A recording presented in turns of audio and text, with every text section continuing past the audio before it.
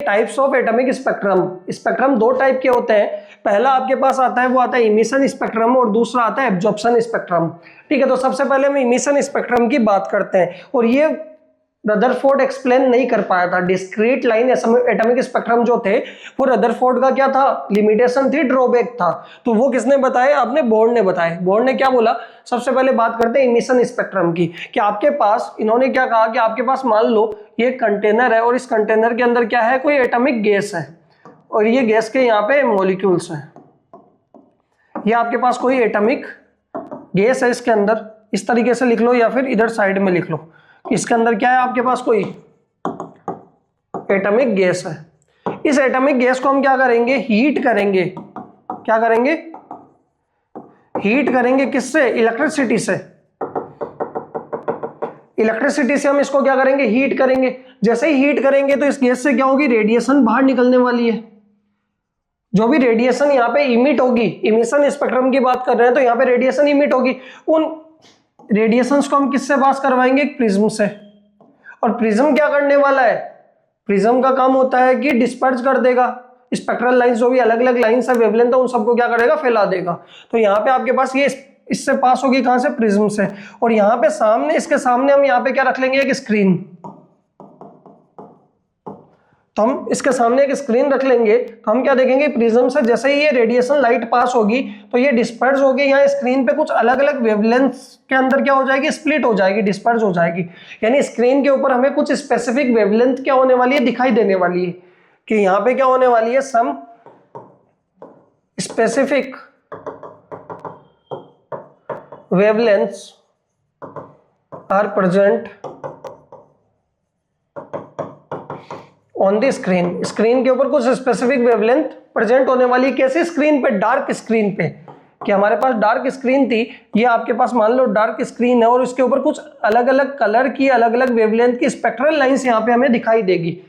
Fix नहीं है, मान लो कुछ ना, पहले कोई और वेवलेंथ मिल गई, 4200 मिल गई, फिर आपके पास 6000 मिल गई, 7000 मिल गई, तो अलग अलग वेवलेंथ की यहाँ पे लाइंस आपको दिखाई देने वाली है डार्क स्क्रीन पे। यानी यहाँ पे अलग अलग वेवलेंथ की लाइट क्या हुई है, इमिट हुई है, फोटॉन्स की फॉर्म में लाइट निकली है। क्लियर।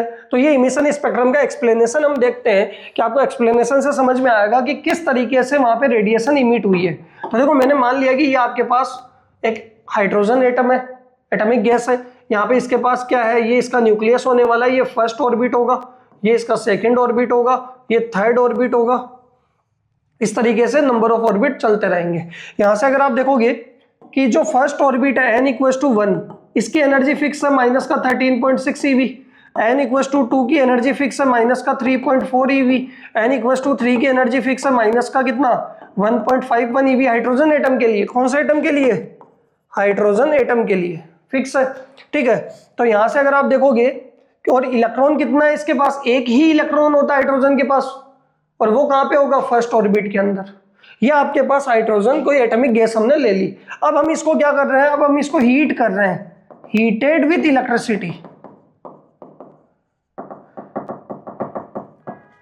इसको हीट कर रहे हैं हम, और जैसे ही हम हीट करेंगे तो अंदर बैठा हुआ इलेक्ट्रॉन, अभी तो फर्स्ट ऑर्बिट में है, मतलब उसके पास एनर्जी कितनी है, माइनस का 13.6 eV है। अब वो बैठा हुआ इलेक्ट्रॉन क्या करेगा, एनर्जी एब्जॉर्ब कर लेगा। कितनी एब्जॉर्ब कर लेगा, मान लो इसके पास एनर्जी फर्स्ट और सेकंड के डिफरेंस के बराबर एनर्जी उसने एब्जॉर्ब कर ली। तो जैसे ही वो एनर्जी एब्जॉर्ब करेगा तो वो एक्साइटेड होकर किस में चला जाएगा, सेकंड के अंदर।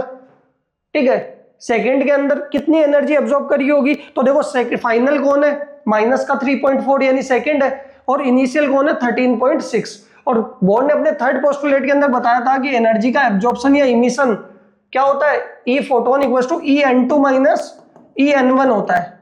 तो EN2 तो यहाँ पे कितना है, माइनस का 3.4 माइनस, और N1 कितना है, 1 से जा रहा है, 13.6 होगा। तो ये माइनस का 3.4 प्लस का 13.6 तो कितना आएगा, 10.2 eV। जब इलेक्ट्रिसिटी से या हीट करने पे वो इतनी एनर्जी जब एब्जॉर्ब कर लेगा तो सेकंड में पहुंच जाएगा। अगर मान लो कि फर्स्ट और थर्ड के डिफरेंस इतनी एब्जॉर्ब कर लेगा तो किस में पहुंच जाएगा, थर्ड में पहुंच जाएगा।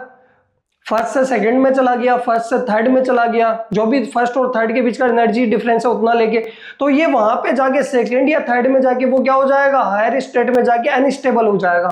और 10⁻⁻8 सेकंड के अंदर, कितनी सेकंड के अंदर, 10⁻⁻8 सेकंड के अंदर वो कहां पे आ जाएगा, वो अपने घर में वापस यानी इनिशियल स्टेट के अंदर वापस आ जाएगा।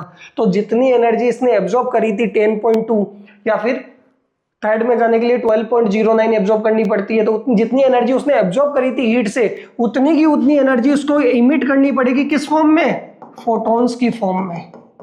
उतनी की उतनी एनर्जी क्या करनी पड़ेगी? इमिट करनी पड़ेगी। यानी हम हीट करने पे वो एनर्जी तो हीट की फॉर्म में ले रहा है, बट हायर ऑर्बिट में जाके वो अनस्टेबल होगा और 10⁻⁻8 सेकंड के अंदर वापस किस में आ जाएगा? अपने ओरिजिनल स्टेट में आ जाएगा। फर्स्ट ऑर्बिट में आने के लिए उतनी की उतनी एनर्जी क्या करनी पड़ेगी? इमिट करनी पड़ेगी। और वही एनर्जी रेडिएशन फोटॉन्स को हम प्रिज्म से पास करवाते हैं तो हमें कुछ स्पेसिफिक वेवलेंथ स्क्रीन पे दिखाई देती है।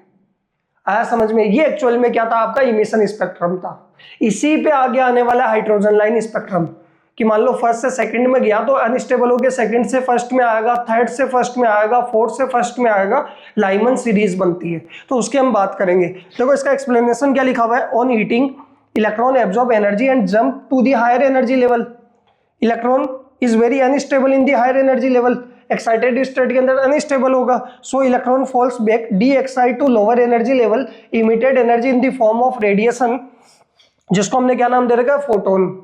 ठीक है। Energy of such photons is equal to difference of energy of two orbit involved in transition. ये कह रहा है कि जो भी फोटोन, जितनी एनर्जी का फोटोन आने वाला है या फिर फोटोन की जो एनर्जी आने वाली है, जितनी एनर्जी का फोटोन रिलीज होगा, रेडिएशन निकलेगी, वो दोनों ऑर्बिट क्या एनर्जी डिफरेंस होने वाला है कि ट्रांजिशन के अंदर जो भी दोनों ऑर्बिट यूज में आ रहे हैं उन दोनों की एनर्जी डिफरेंस के बराबर फोटोन की एनर्जी होने वाली है।